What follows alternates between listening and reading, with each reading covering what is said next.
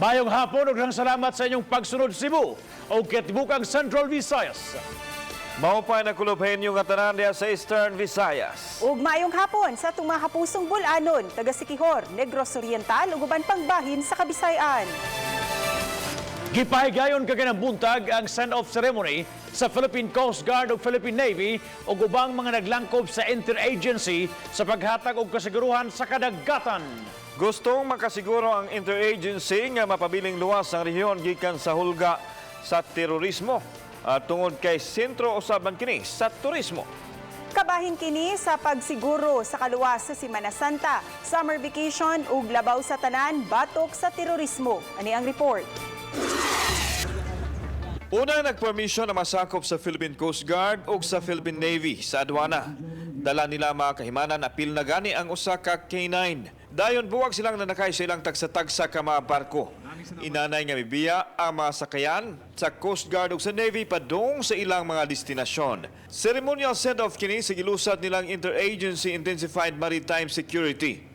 Gipaniguro sa mga ahensya ang paghatag og seguridad sa kadagatan, lakip na ang sitwasyon sa mga sakayan nga mag-agian sa kadagatan. Visayas is a top tourist destination in the country.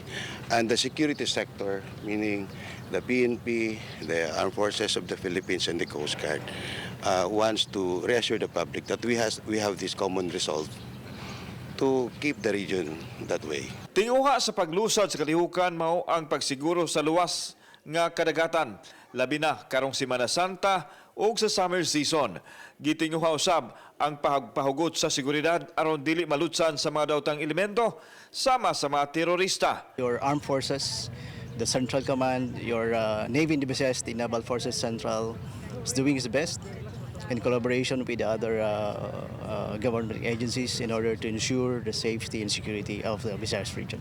Gipaniguro sa interagency nga dili matandog ang kahapsay ug kalinaw tungod kay numero 1 ang rehiyon sa natad sa turismo.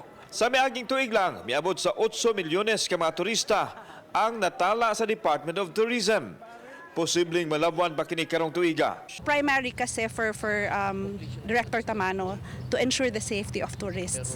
We provide the fund, yes, but we make sure that they are safe while they are in the regions. Siyempre, katambayayong usab ang Philippine National Police sa paghatag og kasiguruhan.